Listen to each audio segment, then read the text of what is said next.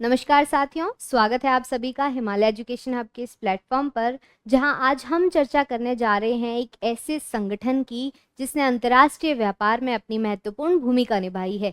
और वो संगठन है विश्व व्यापार संगठन, जिसको हम वर्ल्ड ट्रेड ऑर्गेनाइजेशन या फिर WTO के नाम से जानते हैं।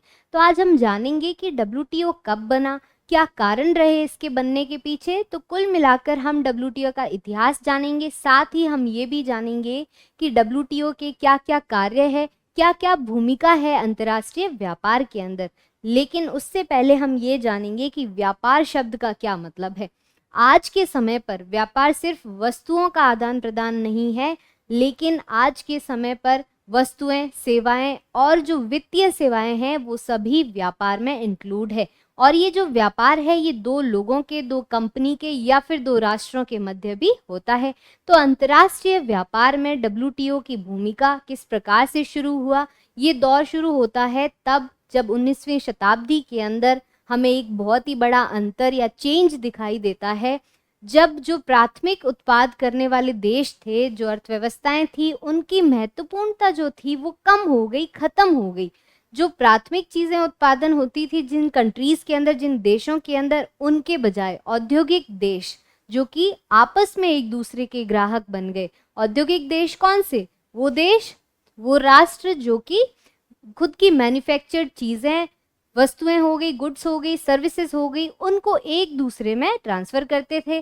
तो ये जो एक दूसरे के ग्राहक बने, इससे हमें यहाँ पर एक डिफरेंस क्रिएट होता हुआ दिखाई दे रहा है, एक अंतर दिख रहा है कि यहाँ ये दौर था जब विकासशील और विकसित देशों के मध्य एक अंतर दिखाई देता है। प्रथम विश्व युद्ध कब हुआ था? सन 1914 से 1918 के बीच। और द्वितीय विश्व युद्ध कब हुआ? 1939 से लेकर 1945 तक। तो ये जो दोनों विश्व युद्ध हुए थे, प्रथम और द्वितीय, यहाँ पर हमें इसके बाद एक और चेंज दिखाई देता है कि जो राष्ट्र थे उन्होंने क्या किया, व्यापार और व्यापारिक कर हो गया, और तो और संख्यात्मक प्रतिबंध लगा दिए। चीजें जो थी उनका आदान प्रदान, जो आयात और निर्यात होता है वस्तुओं का, सेवाओं का, उसके ऊपर टैरिफ या टैक्स लगा दिया गया। साथ में यहाँ पर संख्यात्मक प्रतिबंध लगा दिए गए, जिससे क्या हुआ, व्यापार में कमी हुई, व्यापार में एक डाउनफॉल दिखाई देता है। और इससे हमें वैश्विक आर्थिक संकट की स्थिति भी दिखाई देती है। साथ ही एक ऐसी नीति अपनाई गई जिसको कि संरक्षणवादी नीतियां भी कहा जाता है। संरक्षणवादी नीतियां क्या होती है? प्रोटेक्शनिज्म की पॉलिसीज होती है, जिससे कि अपने जो उत्पाद है, अपने जो मार्केट में जो लोगों का उत्पाद है, उसको बचाया जाए, और बाहर से आने वाली चीजों के ऊपर कुछ प्रतिबंध लगाए जाते हैं। जिससे क्या होगा, बाहर की जो चीजें हैं, टैक्स लग गया, तो अब हमारे देश में जब वो चीज आयात होगी तो उसकी कीमत अपने आप बढ़ जाएगी। अब वो जब कीमत बढ़ चुकी है तो लोग उसको खरीदेंगे कम। तो हमारी मार्केट में बाहर की चीजें जो आयात हो रही है उनकी वैल्यू क्या हो जाती है, घट जाती है। लोग उनको खरीदना प्रेफर नहीं करते हैं। इसका कारण क्या है? कीमत का बढ़ना। तो ये जो वैश्विक आर्थिक संकट की स्थिति दिखाई दे रही है प्रथम और दूसरे विश्व युद्ध के बाद में, ये वो राष्ट्र हैं जो कि प्रत्यक्ष रूप से दूसरे विश्व युद्ध में शामिल थे, और तो और वो देश भी शामिल है जो कि अप्रत्यक्ष रूप से इनडायरेक्टली दूसरे विश्व युद्ध के अंदर शामिल थे। तो यहाँ पर हमें भारी गिरावट देखने को मिलती है अंतर्राष्ट्रीय व्यापार, वैश्विक व्यापार के अंदर। तो इसके कारण अंतर्राष्ट्रीय व्यापार क्या हुआ, धीमा हो गया, गति धीमी हो गई, और तो और अस्थिर भी हो गया। फिर 1930 के दशक की हम बात कर रहे हैं, जब अमेरिका ने एक एक्ट पारित किया। कौन सा एक्ट है? स्मूथ-हॉली टैरिफ एक्ट पारित किया गया। इस एक्ट के अंतर्गत अमेरिका ने क्या किया, टैरिफ लगा दिया, टैक्स लगा दिया। कितना? सीधा 60% बढ़ा दिया गया ये टैक्स। अब 60% टैक्स बढ़ गया, मतलब चीजों की प्राइस बढ़ जाएगी जब उन चीजों का आयात होगा, इंपोर्ट होगी जो अमेरिका के अंदर। तो इससे सिर्फ अमेरिका प्रभावित नहीं हुआ, या फिर वो देश प्रभावित नहीं हुए जो चीजों का निर्यात कर रहे थे, जबकि वो राष्ट्र, वो अर्थव्यवस्थाएं भी प्रभावित हुई जिन्होंने इस एक्ट को देखते हुए खुद भी ऐसे एक्ट पारित कर दिए और टैरिफ लगा दिए, साथ ही कई और सारे प्रतिबंध लगाए गए। तो जिससे कई देशों ने अपने अपने निर्यात और आयात पर क्या किया, प्रतिबंध लगाए। आयात पर भी प्रतिबंध लगे, निर्यात पर भी प्रतिबंध लगे। ताकि सभी जो खुद का मार्केट जो है उसको संरक्षण मिले, इसीलिए इसको संरक्षणवादी नीति कहा जाता है या फिर प्रोटेक्शनिज्म की पॉलिसी कहा जाता है।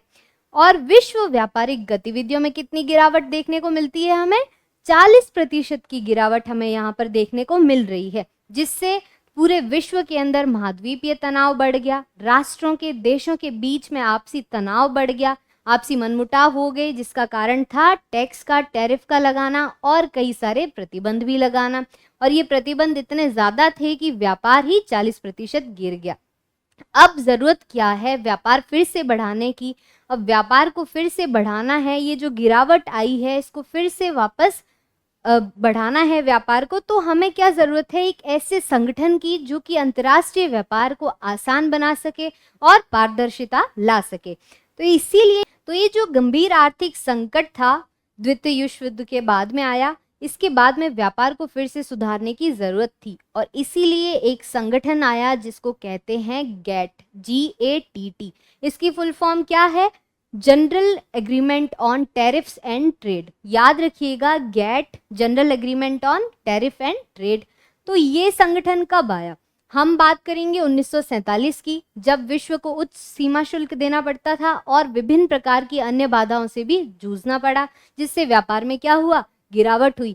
लेकिन इसी से मुक्त करने के लिए 23 देश ने एक मीटिंग रखी और उसमें ये संगठन बनाया गया जिसको गैट के नाम से जाना जाता है।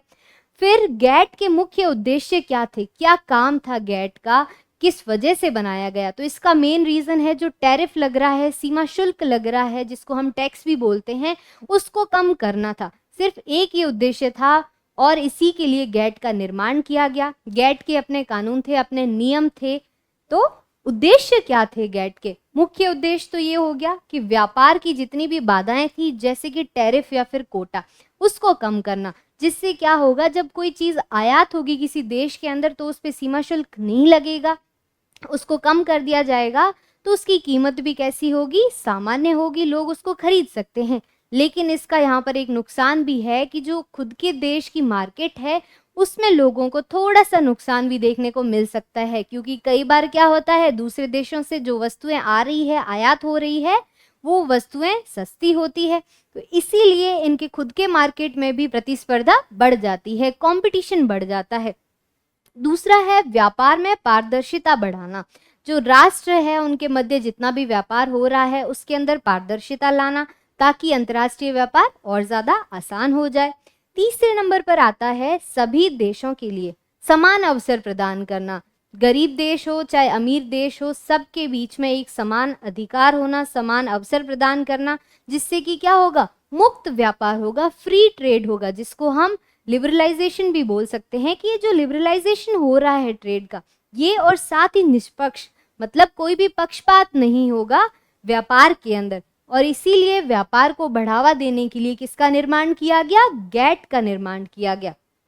तो जनवरी 1995 से गैट को क्या किया गया? स्थानांतरण कर दिया गया, इसको परिवर्तित कर दिया गया किसमें? विश्व व्यापार संगठन में। लेकिन ये बदलाव क्यों जरूरी था? क्यों ये बदलाव आया? क्या रीजन था इसके पीछे?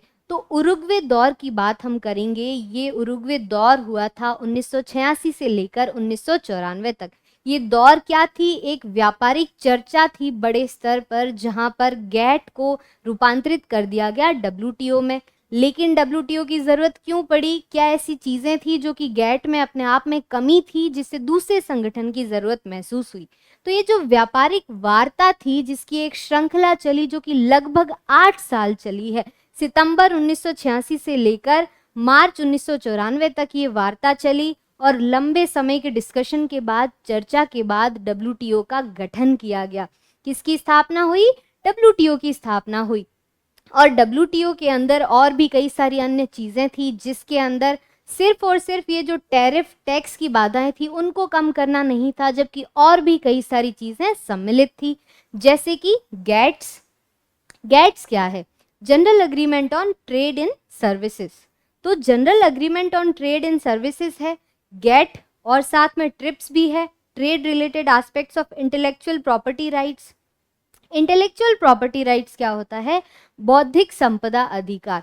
ऐसी चीज़ें जिनका आविष्कार इंसान खुद की सोच से, समझ से करता है, ऐसी चीज़ें जो कि हमारा ब्रेन जो है उनके डेवलपमेंट में सहायता करता है, और वो चीज़ें जब बन जाती है, जो इंसान उसको बनाता है, आविष्कार करता है उस चीज़ का, तो उसका उस पर अधिकार हो जाता है।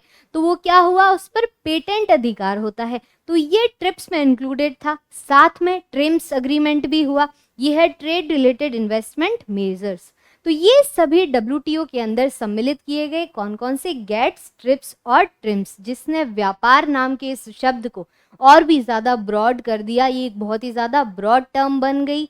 तो गेट और डब्ल्यूटीओ के अंदर काफ़ी ज़्यादा डिफरेंसेस रहे, कई सारे ऐसे चेंजेस डब्ल्यूटीओ के अंदर लाए गए जिससे कि ये अंतर्राष्ट्रीय व्यापार के लिए एक अच्छा और महत्वपूर्ण संगठन साबित हुआ। ये तीनों ही डब्ल्यूटीओ के महत्वपूर्ण समझौतों में से एक है, जो कि किस राउंड में हुए, उरुग्वे दौर के अंदर। इस गहन चर्चा के अंदर ये डिसीजन लिए गए। साथ ही डब्ल्यूटीओ के अंडर काम करने वाली ऐसी कई सारी काउंसिल्स भी बनी, साथ में ऑर्गेनाइजेशन भी बने, जिसने कि डब्ल्यूटीओ को सुचारू रूप से चलाने में सहायता भी की। तो ये सभी क्या है, डब्ल्यूटीओ के निर्माण के दौरान अग्रीमेंट हुए हैं, जिसको कि हम गेट्स, ट्रिप्स और ट्रिम्स के नाम से जानते हैं। फुल फॉर्म भी अच्छे से याद रखिएगा आप सभी लोग। तो ये वो सफ़र था जब गेट और डब्ल्यूटीओ के बीच में क्या हुआ, रूपांतरण हुआ, और ये रूपांतरण अंतर्राष्ट्रीय व्यापार के लिए बहुत ही ज़्यादा लाभकारी देखने को मिलता है। फिर आगे हम बात करेंगे जो विश्व व्यापार संगठन है, इसकी स्थापना कौन से सन में हुई और इसका मुख्यालय कहाँ पर है। तो विश्व व्यापार संगठन डब्ल्यूटीओ की स्थापना हुई है 1 जनवरी 1995 में। कब? 1 जनवरी 1995 के अंदर हुई। उरुग्वे दौर के डिस्कशन के बाद में, उस लंबी चर्चा के बाद में एक नतीजा मिला जो था डब्ल्यूटीओ, और इसका मुख्यालय कहाँ पर है, जिनेवा, जो कि स्विट्जरलैंड के अंदर है। साथ ही सन 2016 की अगर हम बात करें, कौन से सन की, 2016 की, तो इसके मेंबर थे 164 देश, याद रखिएगा। और फिर 2024 के अंदर इसके मेंबर देश हो गए 166। तो सदस्य देश जितने भी थे ये 166 हो गए, जो कि डब्ल्यूटीओ का महत्वपूर्ण और अहम हिस्सा बने। भारत जो है उसकी भी डब्ल्यूटीओ में एक महत्वपूर्ण भूमिका रही है। कैसे? क्योंकि भारत विश्व व्यापार संगठन के संस्थापक सदस्यों में से एक रहा है। किसमें एक रहा है? विश्व व्यापार संगठन, जिसको हम डब्ल्यूटीओ बोलते हैं, उसके संस्थापक सदस्यों में से एक रहा है। यहाँ पर एक और टर्म आती है कि टैरिफ क्या है, हमने पहले भी बात की थी। तो टैरिफ क्या है? कोई चीज़ हमारे देश में आ रही है, हमारा जो बॉर्डर क्रॉस कर रही है, सीमा शुल्क देना पड़ता है उनको, तो वो जो चीज़ है उस पर जो कर लगाया जा रहा है, वस्तु हो चाहे सेवा हो या फिर वित्तीय सेवा हो, इन सभी पर जो कर लगाया जाता है उसी को हम टैरिफ बोलते हैं।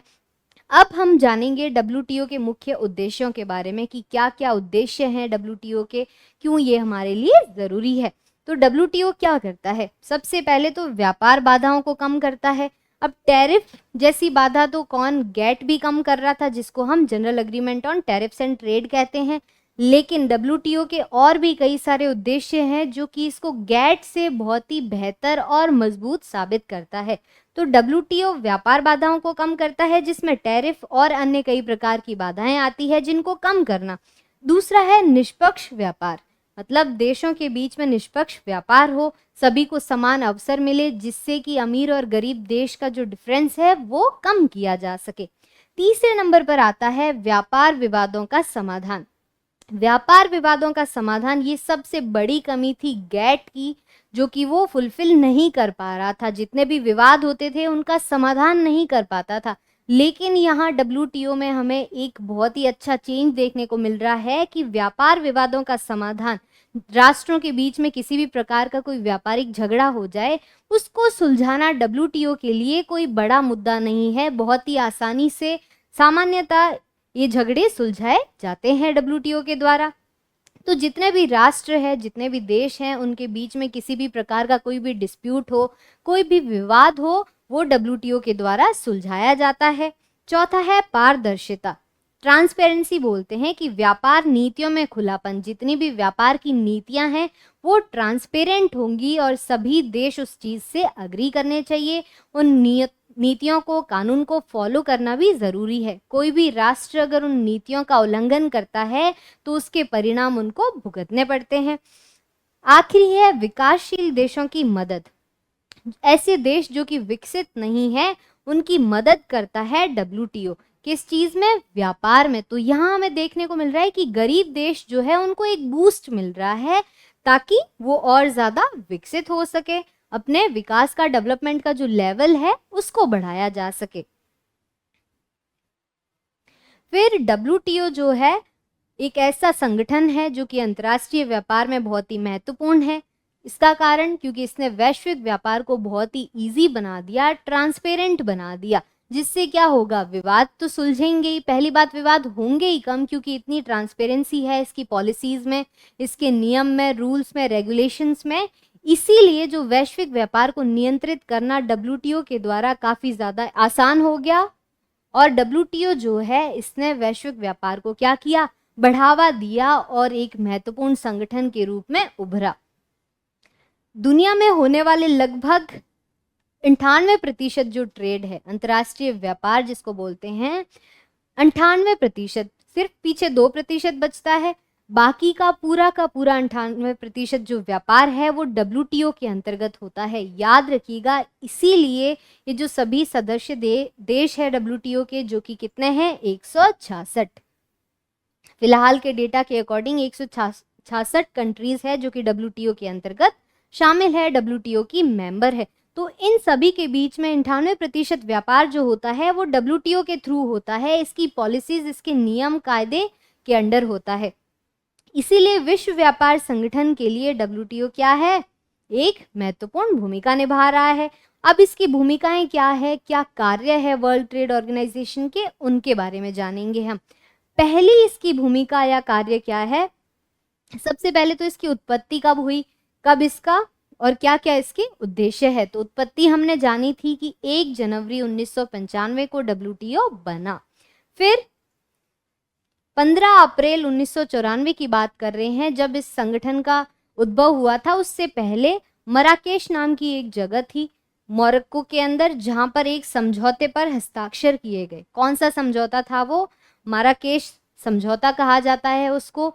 जब ये समझौता साइन हुआ, इस पर हस्ताक्षर हुए, तभी डब्ल्यूटीओ की नींव रखी गई। घर बनाने से पहले भी हम आमतौर पर नींव रखते हैं, ठीक वैसे ही डब्ल्यूटीओ की नींव भी यहाँ रखी गई। कहाँ पर? मराकेश के अंदर, मराकेश समझौते के दौरान, जो कि हुआ था 1994 के अंदर।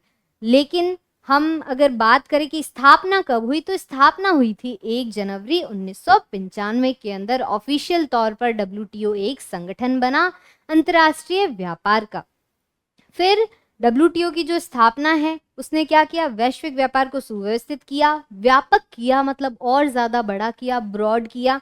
न्याय संगत बनाने के लिए डब्ल्यूटीओ की स्थापना की गई।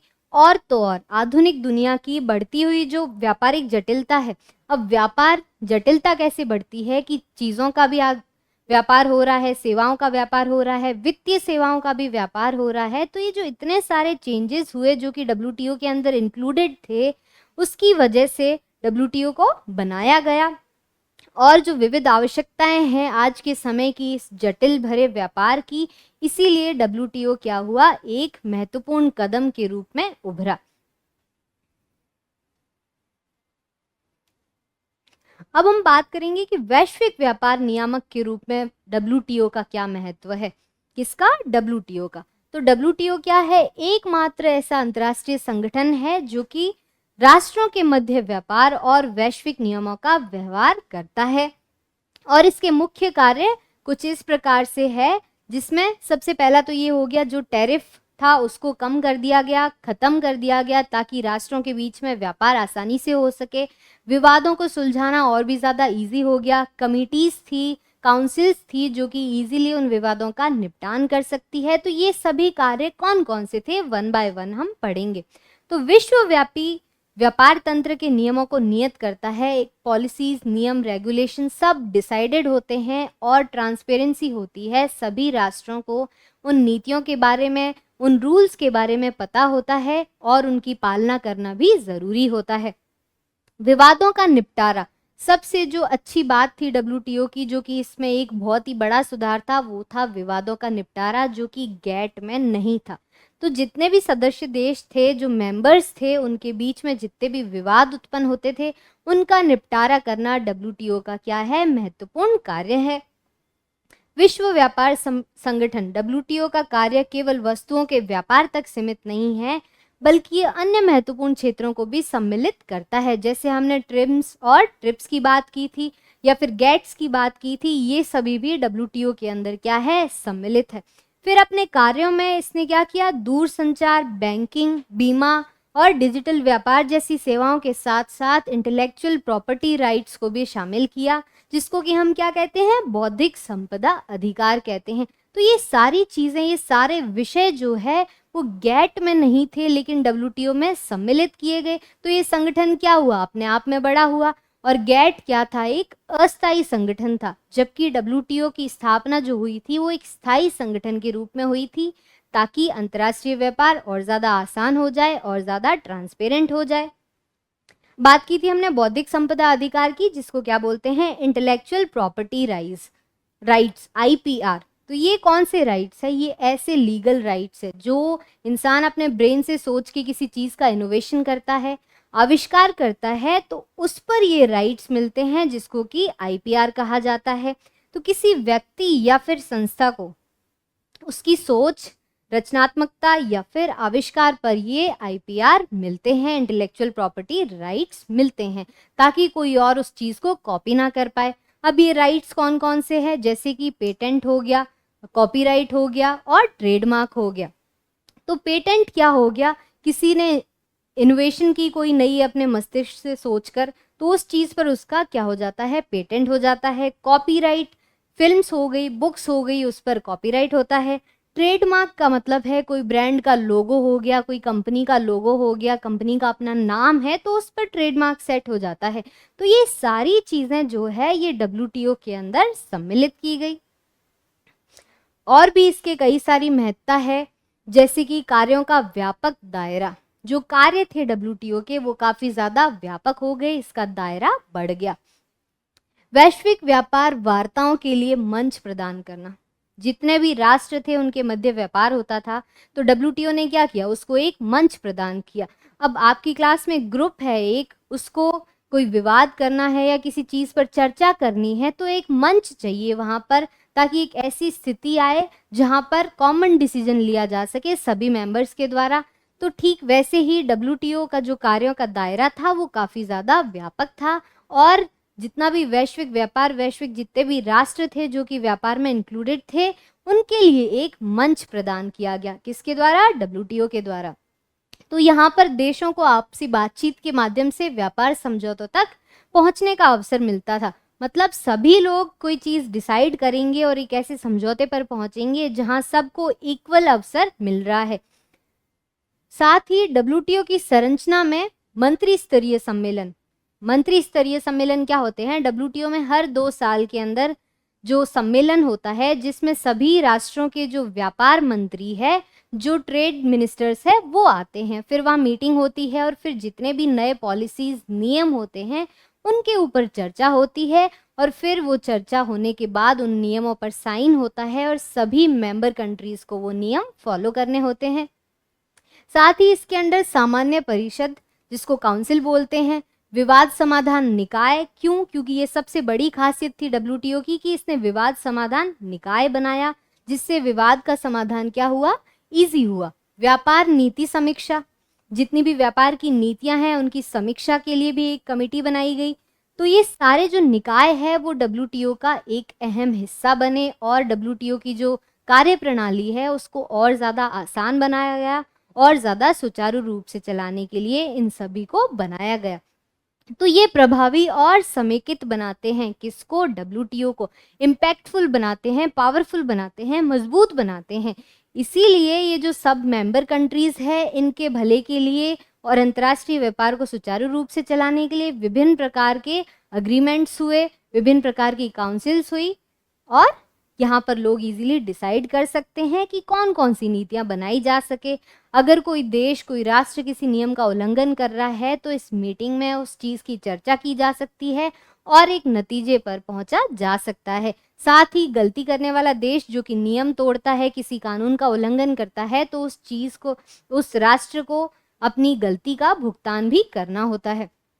व्यापार नीतियों की निगरानी करना, जितने भी मेंबर कंट्रीज है उनको व्यापार नीतियों की निगरानी करने के लिए डब्ल्यूटीओ ने एक महत्वपूर्ण जिम्मेदारी ली, ताकि इन सभी नीतियों की समीक्षा की जा सके और ट्रांसपेरेंसी बढ़ाई जा सके। कोई भी चीज जो है वो हिडन ना हो, सब क्या हो, ट्रांसपेरेंट हो, सामने हो वो सारी चीजें, जिससे भी कोई भी विवाद ना हो।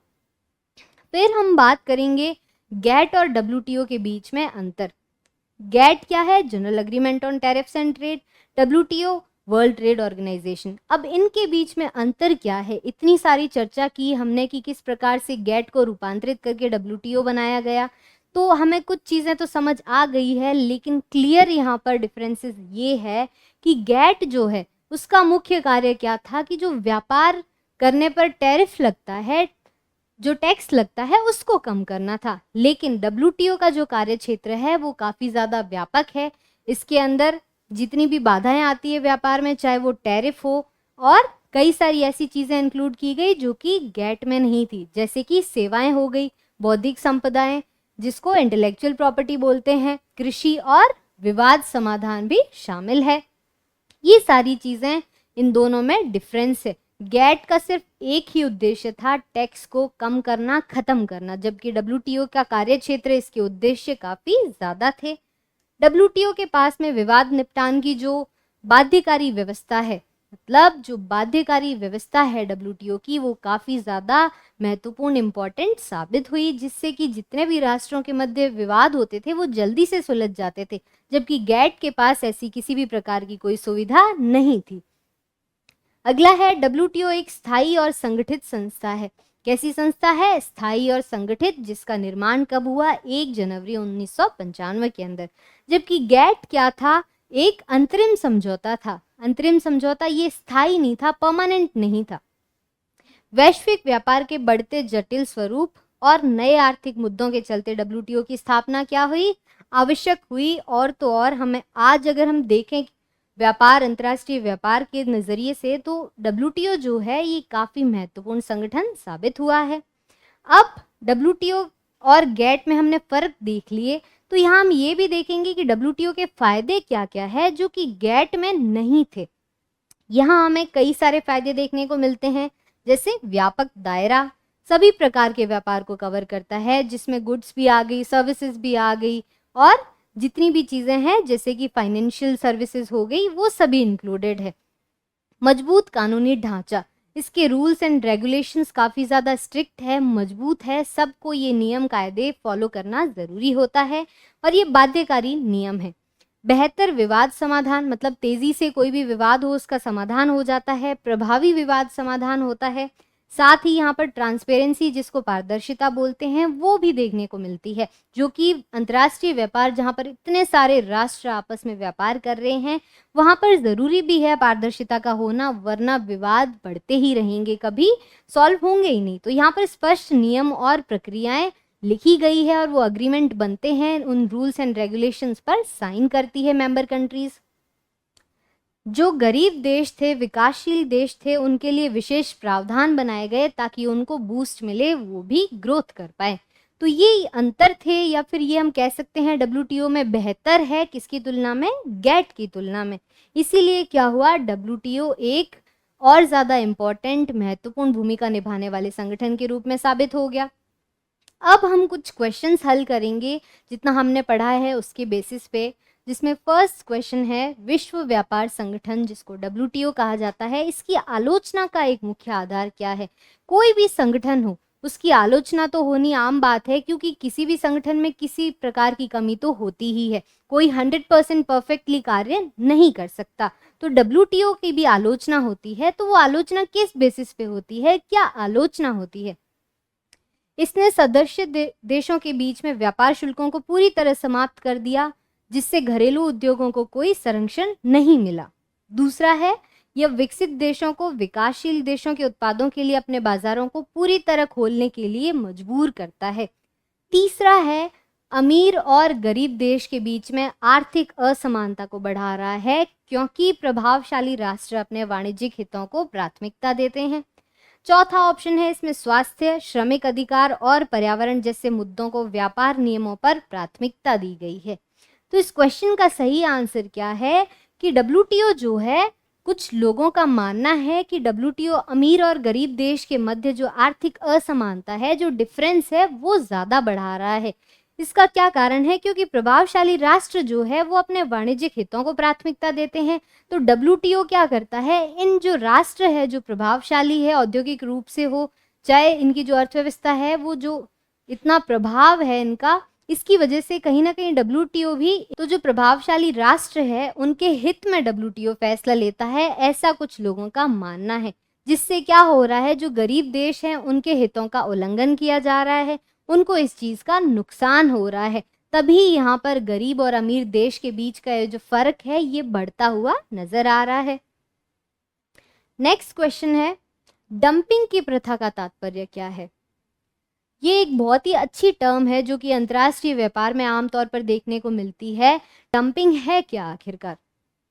तो घरेलू उद्योगों को बचाने के लिए आयातित वस्तुओं पर अत्यधिक उच्च शुल्क लगाना, कि जो चीज़ आयात की जा रही है देश में उस पर बहुत ही ज़्यादा शुल्क लगाना।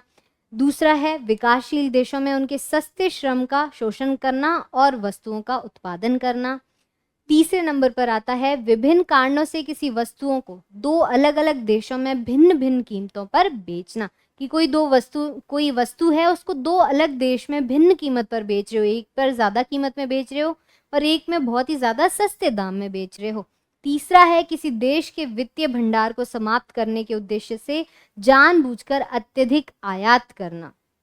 इस क्वेश्चन का सही आंसर क्या होगा कि विभिन्न कारणों से किसी वस्तु को दो अलग अलग देशों में भिन्न भिन्न कीमतों पर बेचना। कैसे? जो उत्पादन लागत है उससे भी कम प्राइस पे, कम कीमत पे वो चीज़ें क्या की जाती है, बेची जाती है, निर्यात की जाती है। तो जब ये चीज़ें बहुत ही कम कीमत पर बेच रहे हैं, जैसे मान लीजिए कोई चीज़ है जो हमारे मार्केट में 10 रुपये में मिल रही है, लेकिन जब डंपिंग की जाती है तो वही चीज़ 5 रुपये में मिल रही है, तो लोग क्या करेंगे, जो सस्ती वाली चीज़ है उसको खरीदेंगे। जिससे क्या होगा, उस देश की मार्केट में लोगों का नुकसान होगा। जो वहाँ की स्थायी मार्केट है वहाँ पर हमारे खुद के प्रोडक्ट्स का नुकसान होगा, क्योंकि लोग उस चीज़ को खरीदेंगे जो कि सस्ती होगी। और इसका परिणाम भी कुछ ऐसा रहता है कि बाद में ये जो औद्योगिक राष्ट्र है जो कि गुड्स की डंपिंग करते हैं, बाद में जाकर ये कीमतें अचानक से बढ़ा देते हैं। तो ये समस्या अंतर्राष्ट्रीय व्यापार के अंदर देखने को मिलती है, जब चीज़ें जो है वो बहुत ही सस्ते दाम पर, उत्पादन लागत से कम दाम पर किसी देश में बेची जाती है, ताकि उस मार्केट में जो कंपटीशन है, प्रतिस्पर्धा है, उसको ख़त्म किया जा सके, या फिर जो हमारा एक्स्ट्रा स्टॉक है उसको ख़त्म किया जाए। उसी एक्स्ट्रा स्टॉक को ख़त्म करने के लिए क्या किया जाता है, डंपिंग की जाती है। नेक्स्ट क्वेश्चन है, गैट 1947 में बना और डब्ल्यूटीओ के बीच एक महत्वपूर्ण अंतर क्या है? तो गैट संगठन कब बना? 1947 में। डब्ल्यूटीओ कब बना? 1995 में। इन दोनों के बीच में सबसे महत्वपूर्ण अंतर क्या है? यहाँ पर हमें 4 विकल्प दिए गए हैं। पहला है, गैट में एक बाध्यकारी विवाद निपटान प्रणाली थी, जबकि डब्ल्यूटीओ की प्रणाली स्वैच्छिक है। गलत स्टेटमेंट है ये, क्योंकि डब्ल्यूटीओ में विवाद निपटान की प्रणाली थी, गैट में नहीं थी। दूसरा है, गैट केवल वस्तुओं के व्यापार को कवर करता है, जबकि डब्ल्यूटीओ में बौद्धिक संपदा शामिल नहीं है। तो यहाँ पर क्या है कि ये बात सही है कि गैट केवल वस्तुओं के व्यापार को कवर करता है, लेकिन डब्ल्यूटीओ में तो बहुत सारी चीज़ें हैं जिसमें वस्तुएं आती है, सेवाएं भी आती है, बौद्धिक संपदा भी आती है। तो ये स्टेटमेंट भी क्या हो गया, रॉन्ग हो गया। तीसरा है, गैट में एमएफएन सिद्धांत एक मुख्य स्तंभ था जिसे डब्ल्यूटीओ ने समाप्त कर दिया। एमएफएन की फुल फॉर्म है मोस्ट फेवर्ड नेशंस। ये एक ऐसी पॉलिसी थी जिसके अंदर सभी, अगर कोई देश किसी अपने सदस्य देश को या जिसके साथ व्यापार कर रहा है उसको किसी खास प्रकार की छूट दे रहा है, तो वो छूट सबको देनी पड़ेगी, सिर्फ उस देश को नहीं दे सकते। लेकिन ये सिद्धांत जो है ये डब्ल्यूटीओ के अंडर आता है, गैट का हिस्सा नहीं है। चौथा है, गैट एक अनंतिम समझौता था, जबकि डब्ल्यूटीओ एक स्थायी अंतर्राष्ट्रीय संगठन है जिसकी अपनी एक संरचना है। तो डी ऑप्शन करेक्ट आंसर है कि गैट क्या था, अनंतिम समझौता था, जबकि डब्ल्यूटीओ क्या था? स्थायी अंतर्राष्ट्रीय संगठन था, ये परमानेंट था और जिसकी अपनी एक संरचना है। डब्ल्यूटीओ की अपनी अपनी विशेषता है कि किस प्रकार से सभी प्रकार की बाधाएं जो अंतर्राष्ट्रीय व्यापार में आती है उसको कम करता है, चाहे वो गुड्स का ट्रेड हो, सर्विसेज का हो या फिर फाइनेंशियल सर्विसेज का हो, साथ ही बौद्धिक संपदा जिसको इंटेलेक्चुअल प्रॉपर्टी बोलते हैं, ये सारी चीजें डब्ल्यूटीओ के अंदर इंक्लूड की गई।